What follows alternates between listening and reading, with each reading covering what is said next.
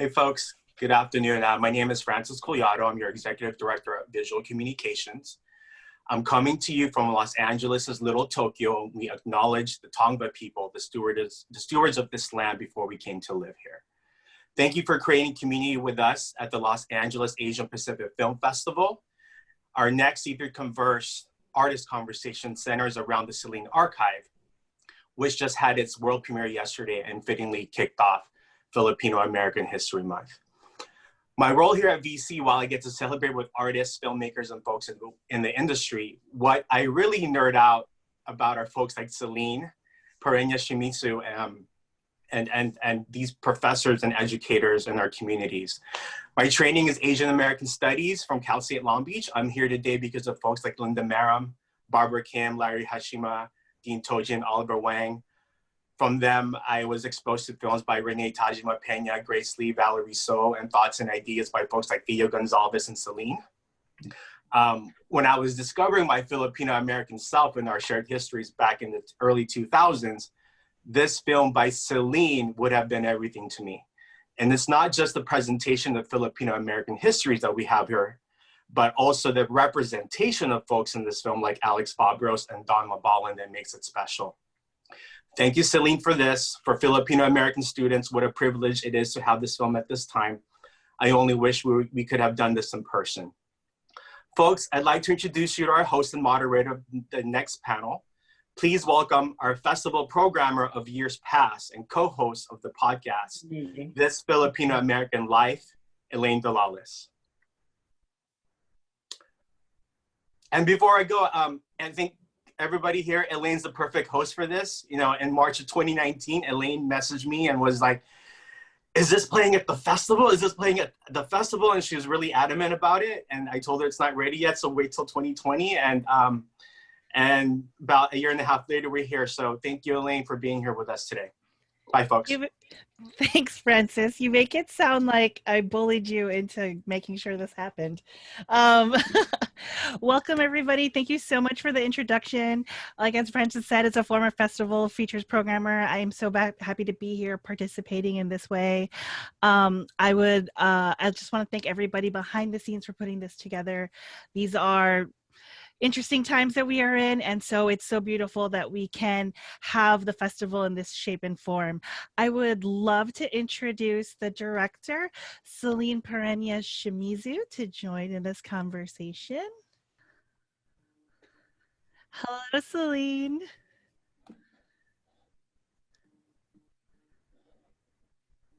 Hi, Elaine. Thank you so much. We recently had CEline on our latest episode of This Filipino-American Life, where we highlighted the film that premiered at the festival this week. And so we're so excited to talk to you further about it.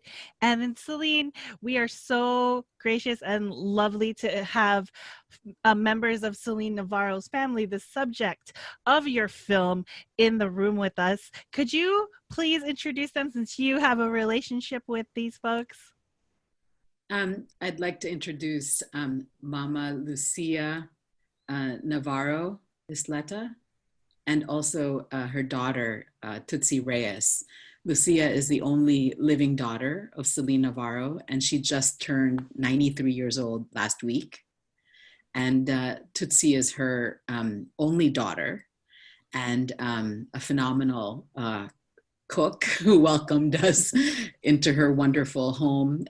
They both are such world travelers, actually, so I can't imagine how hard this pandemic and our shelter in place has been for them. So welcome, Mama Lucia and Tutsi. Please turn on your camera. I'm trying to there. My mouse would not go there. Maybe if the magic people behind the scenes who have control of the room, maybe they can help out and let you have the video. Where's my mouse? See, this is stuff that you would only get. Start video. Why is it not going there? I don't know. Duh. Well, while they get that going, I can ask Celine, could you briefly give a synopsis of the documentary? Obviously without like telling everything, but so folks can see the film. CEline Navarro, the subject of the film, was a 28-year-old immigrant mother of 4 who was buried alive by her Filipino immigrant community in 1932, Northern California. And this film essentially digs up her story. The main narrative we heard about CEline in the newspapers all over the world at the time said she was an adulteress. But when you talk to scholars about her, she was a heroine, a heroine who stood up against a community that, not only classified her as an adulteress, but a community that had, practices of domestic violence against women, and she spoke up about it. So she was a heroine to scholars, not just a traitor to the community. And then when speaking to her family, there's also a different story, regardless of her being an adulteress, a wanton woman, regardless of her being a traitor who spoke up against domestic violence. She was a woman who performed great sacrifices so that her family can continue. And we have Mama Lucia and Tootsie here. They got their video going. So welcome, welcome, welcome. Thank you, Celine, for that lovely intro, the short synopsis of the documentary. This is a question that we didn't really actually get to ask on the podcast. And I love that the Mama Lucia and Tootsie are here. But so what was it like to Mama Lucia and Tootsie, what was it like to be interviewed about your ancestor for this film? Well, it was we learned so much about the family and about her story. And we read it in the paper before, but then now it's like, it's so exciting that it's gotten alive through media, So it's very interesting, and it's very interesting to my friends and my family, especially.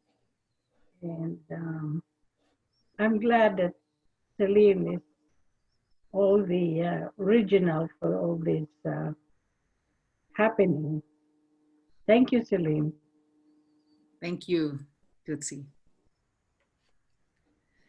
And Mama Lucia, what do you have a thoughts? No, I don't have many much to talk about. I do not know. Okay. How do you feel about it? Are you happy? I know, yeah, I'm happy, and I cannot speak. It's emotional. Yes, completely understand. I miss my mom. And I don't know about mother. And I didn't know about mother because I'm the youngest one.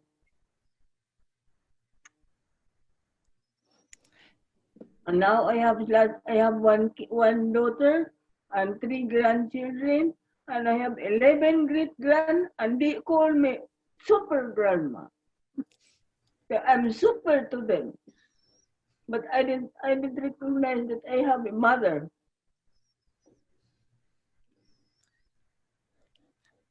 That was one of the most touching parts of the discovery, of Celine's family, was hearing about how her children were orphaned. And then, of course, just hearing Mama Lucia respond to the question, what did you do for your birthdays? Nothing. What did you do for breakfast, lunch, and dinner? And how, that's not the kind of question I would not answer the question in the same way that she did, So the truth of that is really hard recognition of what it meant to grow up without her mom. And then, of course, to see Mama Lucia being a super grandma and to shower her own daughter and her own grandkids with so much love and attention.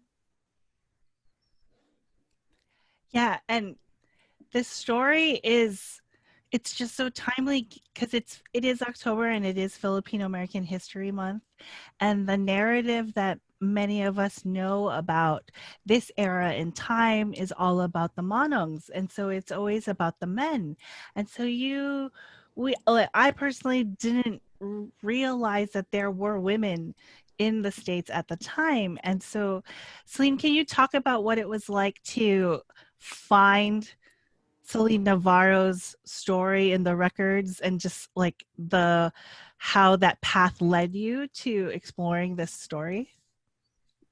Well, like you, I was a young woman who really questioned the focus on men in Filipino American history. So 60 years after she died, my sister Rosel Pereñas, who's a renowned sociologist, writing her first paper on Filipino American studies, came home from the archive and just started teasing me that there's this woman with your name, and saying she's a ghost, she was brutally murdered, so I should watch out because we have the same name, so we have a connection. But beyond all of that, it was so fascinating to see stories about this Filipino woman in the 1930s all over the newspapers, from London to Singapore, Los Angeles to New York. And the way they talked about her was like a ghost, like ghost haunts people in Stockton and scares them, or wife buried alive by secret cult in their weird voodoo ritual. So that narrative really repeated what was thought of Filipinos at the time. There was a fear about this large influx of Filipino workers, really. And I wanted to go to her story to understand how such a thing could really happen, in the United States. And in particular, what does this story of a woman tell us about our community? Yeah, absolutely. Because as women, we are in the Me Too movement of what is going on currently in our culture. And it's like one of these stories, this story happened in the 1930s. And so it's like, it's not that it's a new narrative, it's a continuous narrative. Right. I mean, what's exciting about reading about her for the first time, because the New York Times article that I saw, one of the first articles that I saw, was very clear about one thing. She was an adulteress. She stole money from her sick husband. So she was being constructed as a kind of bad woman. So that really fascinated me, because I knew that the gender ratio of men to women were 14-1. So it was interesting to think, like women could actually change what it meant to be a woman and how to experience one's gender and to explore one's sexuality. Was she acting like a free person in a way that was disallowed? Was she checking out her options? She's like 1 to 14, let me see who I can really get together with in a way that fulfills my desires. So I found that's interesting, in terms of thinking about gender. And then also to think about their family. Lucia and Tutsi can talk more about this, but we usually only hear about men migrating, but Juana Montaire, who's CEline Navarro's mother, came on her own as a widow with 3 daughters. I mean, that changes our understanding of Filipino-American history alone, that very act, right? And then, of course, after digging into the archive, she wasn't just an adulteress. She wasn't just a wanton woman.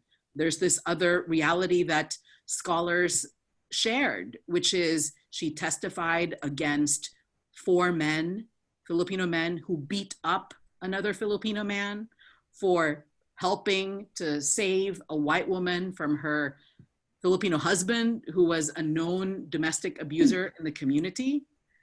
And then, I mean, that was also striking, because she's like a pioneer of the Me Too movement. She stood up, she spoke up. So in a different way, that's really courageous and a different kind of heroine. And then digging more into the archive, Lucia and Tutsi and I traveled to Seattle, and we met Dr. Dorothy Cordova, who then presented a different story from the cassette tapes that they had recorded, that Celine's sisters Asuncion and Remedios Meding recorded at the Filipino American National Historical Society. They were insistent on saying she was none of those things. She wasn't an adulteress, that she, you know, was not this pioneering feminist. She was actually quite timid and a scaredy cat, sweet-spoken young woman, you know, who took a lot from her husband, who was neglectful, you know, and their narrative was very different. I think it really exploded the idea of, you know, this romantic image of Filipino men, you know, riding up and down a motorcycle on the coast, you know. Instead, CEline Navarro's story, like, that guy actually neglected his wife and his kids, and she worked her way up to protect her kids and worked a lot of menial jobs so she could have money to get them out of the country, to save them essentially, you know, from a community that was preying on her. Because Celine's sister said that there was a man, you know, who wanted to exploit her and be with her sexually, and she didn't want to do that, you know. So she was fleeing a situation that was very much shaped by, you know, gender and sexuality at the time. And Tootsie, what was it like going to the archives in Seattle and and hearing these stories for the first time? It was interesting because talking to Dorothy, the historian, she had actually some journals way back in 1930 with my grandma's name in it, the Navarros, and she was a member of the Dimasalang. So that was interesting to go back 1930s, and she has that journal. And also it made me question about what was it like, you know, to, and Dorothy was telling me that she had learned about the members, that some of them were, like you say, karma. That one of them went crazy, and one of them got sick. I'm only concentrating on the ones that beat her up. Mm. And it was just interesting that Dorothy knows about this information as the historian way back in Seattle. It was very interesting to learn what she knows about the members of the Dimasalang that were doing it to my grandma.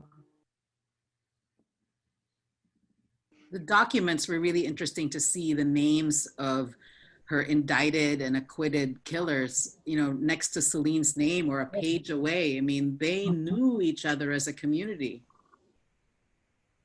Yeah.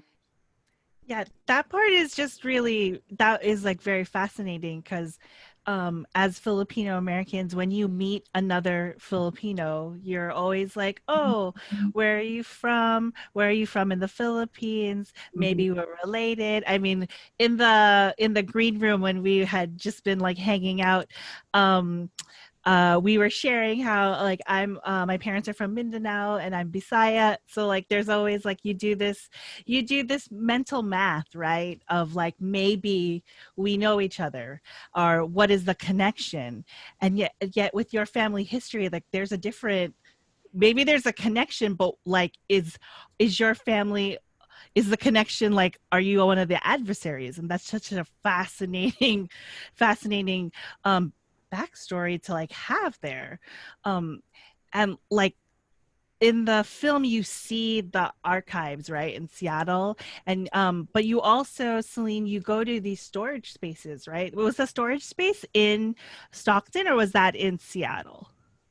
It was the storage space of the Filipino American National Historical Society Museum in Stockton.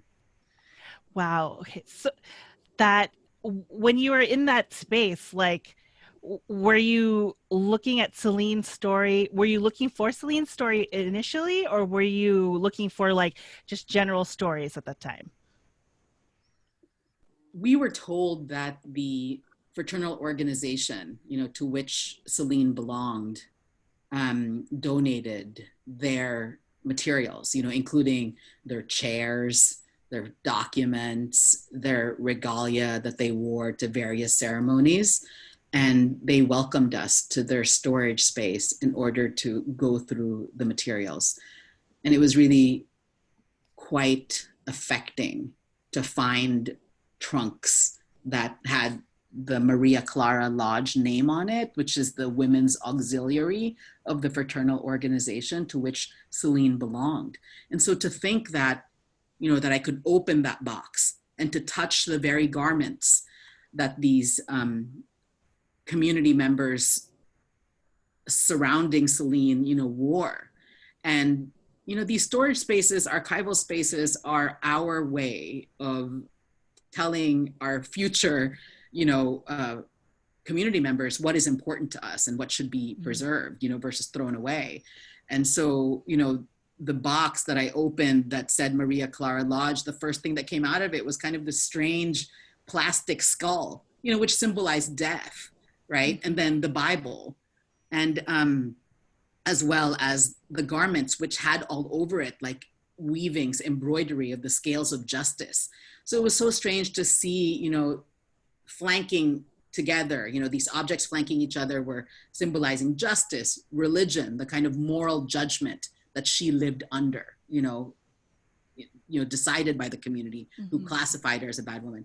And then to see the symbol of death in there as well. You know, I mean, thinking about storage spaces, it's so amazing the importance and value that the Navarro family, you know, Asuncion's descendants, CELINE's sister's descendants, CELINE's own descendants, did to preserve the photographs, you know, of your family. Because I know that this story is now largely unknown. I know that at the time people knew CELINE Navarro, and, you know, the historian Don Mabalan says that the community really could have done much more to protect her, to honor her. And they didn't, but her family did by saving all of those pictures. You know, we got to see CELINE with her dog, and we got to see CELINE with her sisters, you know, when they came and when she visited her sisters. So all of those were documented in their elegant white dresses and, you know, their posture and the way they stood with such dignity and elegance, you know, to see all of them. And so beautiful, you know, these women were so beautiful. So, you know, the value the family gave to their own history really helped to make this movie happen.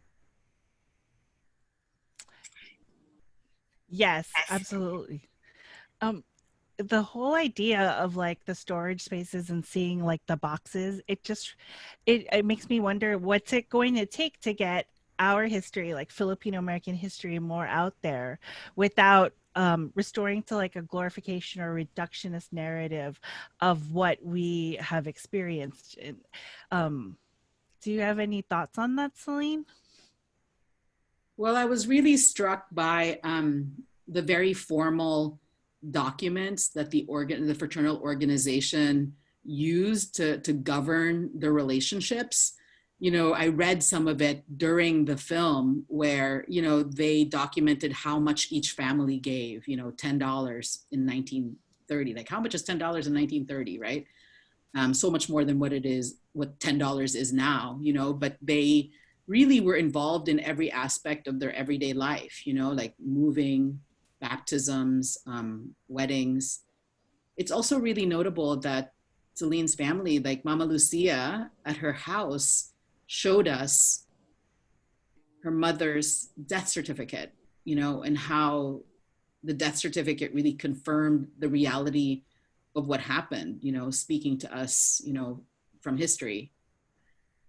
I mean, I do encourage young people today, you know, to go into the archive, because as we can see from CELINE Navarro's story, it's so simplified into an adulteress and a thief, when actually that's not at all what happened.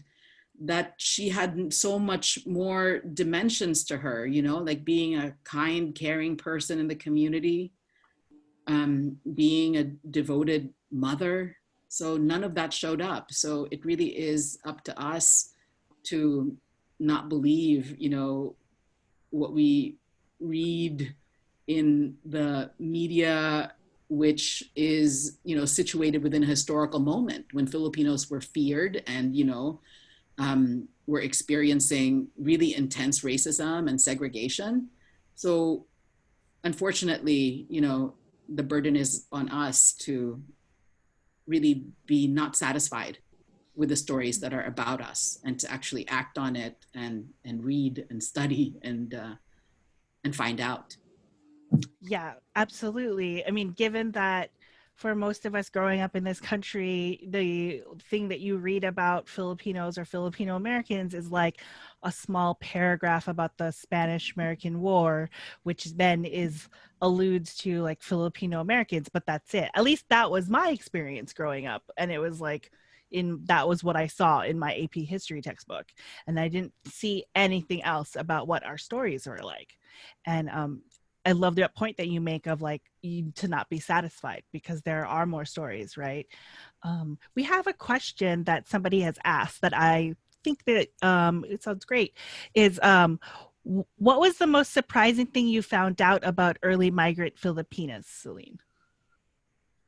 I mean, the most surprising thing that I found out was definitely Juana Montaires coming here on her own, you know, entering the United States in Hawaii with her 3 daughters who were teenagers at the time, you know, by themselves. There was no man with them. They were following no man. I mean, they were acting on their own all the way from Cebu to Honolulu, and came as migrant workers themselves, and were workers, you know, in their own right. And, you know, seeking the same kinds of opportunities, as well as fleeing, you know, certain situations as well, you know. So I think that was the biggest thing for me, you know, because the model we understand usually in Filipino American history and largely Asian American history is that it is men who acted, men who left and arrived, you know, but for this family, it was women. And then I think the second thing is that, you know, you can't escape the sexualization, you know, that really permeates the way she was produced in the media, you know, as well as in the scholarship of around this event. Like one big theme I think that kept coming up, and I thought, why are we even talking about this, was, did men kill her or did women kill her, you know?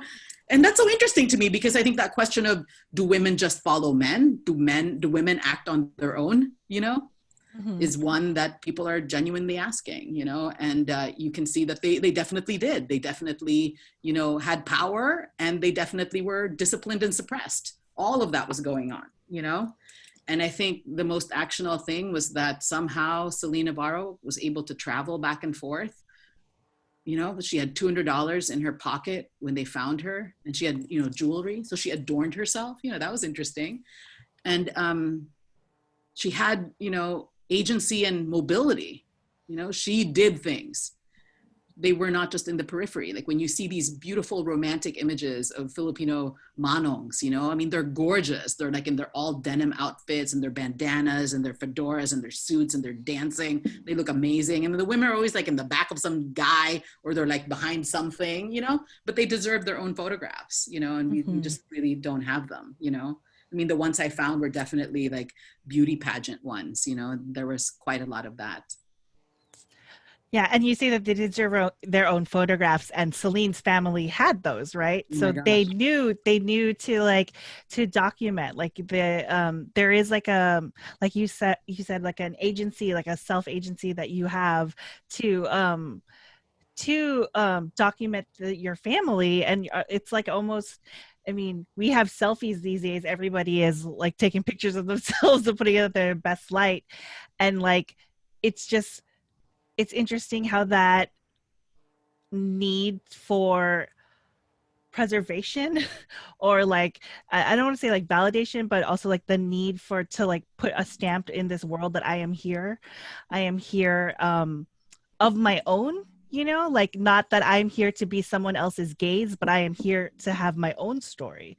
Because like you said, traveling, how does one even travel in the 1930s to the Philippines to go back and forth? By boat, I think. Yeah, right. By boat. Like you're not getting on a plane. They came in on a boat, definitely. And they went, my grandma went home with 4 kids, on her own in a boat at that time. And how about the photos, Tootsie? Because I know that they spent money to go to photo studios, as Elaine was saying, you know, but I didn't include that. But I did actually. A couple of times there were pictures of Asun and her mom, CEline and her mom. They went to photo studios and they took pictures of themselves, like by themselves, like mother-daughter pictures. Yes, they did that, and it was interesting because nowadays we can just take pictures anytime with your cell phone. Mm-hmm. But in the olden times, you have to go to the studio, which I did when I was growing up because we didn't have any camera. So my first recital, I went to the studio. My mom took me there. So I guess it's a Filipino thing that for like memories, you know, for sake of memories, they take pictures. And I'm just surprised that the sisters, the three sisters, were taking pictures with their musical instrument, with their dog, and it was interesting how, you know, how they were doing that, and it documented their life story through the pictures. That was interesting, and we're glad that we have those pictures to see, you know. It was interesting, and we can pass it on to our generation after generation.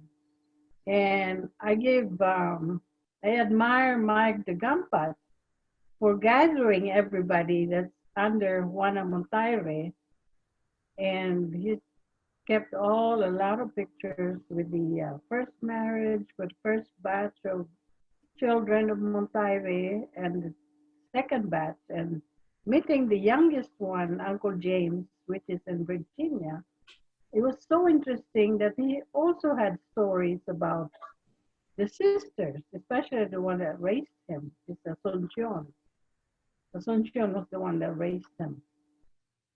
It's so interesting because for Filipino Americans where you don't see yourself in popular culture, when families take their pictures, it becomes an assertion of their importance and the things that they do that should be remembered in that family. And then for your family in particular, where this horrible event happened, the pictures then take on an even bigger meaning, you know, because she isn't just what you see in the headlines, you know, like they were embracing each other. And then what's so exciting too that Tutsi just said is how their family really came together, and in the process of the filmmaking, you were able to meet new family members that you weren't aware of, Tutsi, right? That was the greatest thing, to meet more relatives that I didn't know of. That was actually truly beautiful, that scene in the film where you all come together at CEline at the marker, because it was just like this beautiful family. Like you get to see CEline Navarro's living legacy on screen, and I think that's the most important part about documenting this history, because when you hear the word history, it all feels so far away.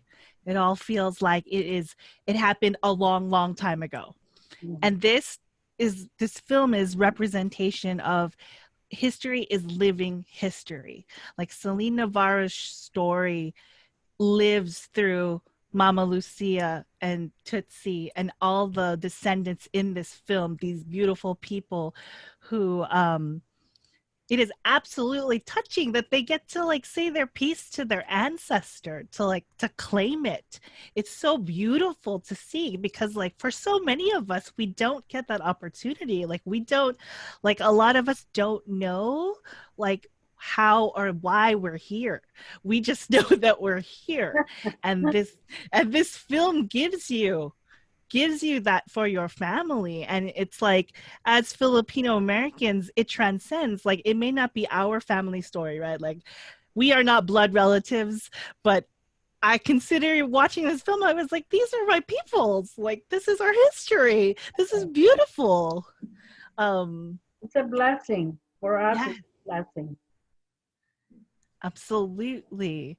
Are there any other questions? If folks have more questions, feel free to drop it in the Q&A area and we'll ask that. CEline, what is, while we wait for questions, what is next? Like, folks can see CEline Archive now through the film festival, and then where else can they see this? Well, the film is showing in the Bay Area. It's coming home to the Bay Area in just about 2 weeks. And, the Bay Area is a big deal because CEline Navarro's, grandson, who is the one who purchased the gravestone and marked where she was, and, is one of the main characters in the film. He lives there. And I just look forward to having the Navarro clan from the Bay Area, have the film to be seen by their friends and family. And then it will screen internationally at LAAPFF International Film Festival, and then move to San Diego, which will be a national screening, and then move on to festivals in New York, like Real Sisters of the Diaspora, New Filmmakers NYC, and various other film festivals in Glasgow, Seattle, Montreal, Chicago. So look at actually our website, CELINEarchive.com. Thank you. And there's a question for Tootsie and Mama Lucia. Have you been able to keep in touch with the family members you connected with over this film? You mean the the family in California? Or all the new family members that you have come across? Oh yes. I mean, we've been in touch. We get back and forth. We call each other and we go visit. And unfortunately, I was able to only bring Eileen, my youngest daughter, around to meet them. And my two other boys haven't met most of them, but some of them they met. And to meet Uncle James, who is now 96, it was such an experience, how he grew up and his own story. It's also interesting. I met my Uncle James last October. That was the first time I met him for 95 years. And we cry, and we hug, and he saw me my picture of my mom, the picture of Auntie Ason and Auntie Miding, like everything. That's why we cry and cry. Happy tears. First time Happy I met him in last October, 95 years, his birthday. See? Oh, his birthday. Oh. This is the brother of my mom. Actually, there's only 3 years difference in age. Three years He's old. 96 and she's 93. So he was born in 1924. 24. My mom was born in 1927. Oh, wow. So there's only like 3 years, and they both didn't know their mother. He didn't know Juana Montalve because Juana died when he was 3 years old. And that was the year when my mom was born in 1927. So that both of them have the same story. They didn't know their mothers. Yeah, you were able to meet Asuncion's descendants as well. Mike de Gampat and in Virginia, yeah. They live over there. And most of them are also in Southern California with Mike de Gampat. There's more of them over there. I haven't met yet, but hopefully to meet someday. And your daughter is an attendee right now, so I just want to acknowledge that Eileen is in the room. So hello, Eileen. Just want to say hello. We do have another question for CELINE. What is the message that you wish for viewers to come away with after watching this film? Yesterday, during the world premiere, after 10 years of making this movie, I woke up with this realization that there's a mistake in it, In the conclusion of my monologue, I say, after the death of my son, I'm barely alive. When I woke up yesterday, I had the recognition that, through the making of this film, I am actually extremely alive, because after the death of a beloved member of your family, it's hard to imagine how to continue because it's so painful. The loss is so painful. Like when he died, I could have died because it was so hard. And I think this is what fueled my own need to talk to CEline Navarro's family. Like, how do you remember someone, you know, who's a part of your body? And I think the act of creating something, it gets you through that destruction. And I'm so thankful for just the kindness and sweetness of this family, you know, that in their background, something so horrible happened, you know. And I think for them, it made family so important. And I love what you said, Elaine, about how this story is really about our own community, and it really is. So I think I recognize a kind of sense of family with the Navarro family. So I'm just so grateful that in the act of making this film, we made this connection.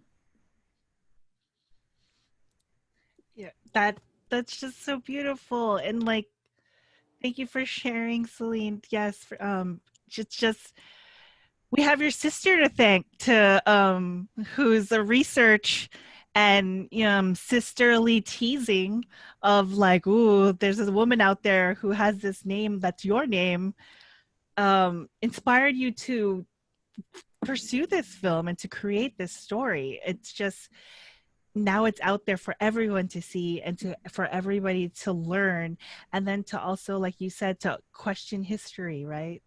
And like really question what's out there, and maybe even follow in your footsteps and document our stories, because everybody has a phone these days and everybody has a camera, and like we can all do our own part in documenting our stories. I'm so thankful to the LA Asian Pacific Film Festival for giving the space to have our film be released and born into the world, and especially to bring Mama Lucia and Tootsie on this stage with me today. It's so special. So thank you so much for, trusting me into your home and to help broadcast and amplify and dig into your mother's story and your grandmother's story. Thank you. Thank you. Thank you. Thank you so much. There's comments in the chat. Thank you for telling this story. A lot of heart emojis. All of you are so inspiring. To this super grandma, there is a question. How do you stay so young and good looking? What's your secret, Ma? My secret is reading. Reading. Bible, and the story of my mom. I have a book. The story of my mom. I always cry when I read it. And this puzzle, that's Just the word search every day. So everybody, word search and read. Read, yeah, always. Magazine, newspaper, that's it. Oh, someone's asking, what is the book called that you read about your mother? There was That is the story of my mom. There's an article of my mom. Written by Fabros. Yeah. So in 1997, Alex Fabros published the article on CEline Navarro's life. My children also read it. Yeah, but I think it was never published or something. I'm not sure that they were trying to prevent it from being published. Yeah, the story was published in Filipinas magazine. Filipinas magazine. 1997. And I think this was very special to your family because it was really the first time that it was out there. Yeah, it was the magazine, but it never went to the book. It never became a book. Well, Tootsie, maybe you can inspire your family members to write the book. You've got, I mean, there's a lot of grandchildren, right? Maybe one of them is an aspiring writer. Eileen is in the... Would write a book. No pressure to your family, but you know, that would be that would be amazing to continue your family legacy. As we are winding down, if there are any last minute questions, I just want to thank you. Thank you, CEline. Thank you, Tootsie. Thank you, Mama Lucia. Thank you, Los Angeles Asian Pacific Film Festival and Visual Communications for having this festival and having this panel and having the opportunity to share this space with you all. October is Filipino American History Month. There are so many things happening in this month, so please take advantage of all the knowledge and beauty that is going to be shared in this time. But you know, it's not just October. Keep learning all year long, all the time, because that's what we're there for. And if folks are, I mean, I'm going to shameless plug. If folks want to have a Filipino American History Month celebration, our podcast, This Filipino American Life, is doing a live show on Saturday, October 10th at 3 p.m. We're going to be talking about historic Filipino town, and so we'll be having drinks provided by Geneva, food by Hi-Fi Kitchen, and entertainment provided by myself and my 3 other co-hosts. I swear it's going to be entertaining. And please feel free to join us. It'll be great. We'll be talking about our history in historic Filipino town and the beauty that we have here. So yeah, if there's any other last final messages that you would like to share, CEline? Thank you so much, everyone, for checking out the film, going to CelineArchive.com and finding out where to go. I know someone said that they're in the Bay Area and they hope they can see the film. So that will be at CAMFest on October 14 to 18. So that's what's next for us.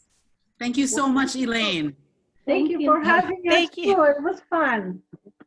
It's a learning process for us, but it's always been fun. And CEline, thank you for everything you do. And thank you, Francis. What's your name? Francis, yes, Francis Colado, the executive director. And if Francis wants to come back and give an outro or give directions, I'm calling on you to come in. Tag, you're Hey, it. folks, I'm in. Francis. Thank you so much, CEline. I just want to have you all, and I just sort of crying here in my office too, just missing my Lola.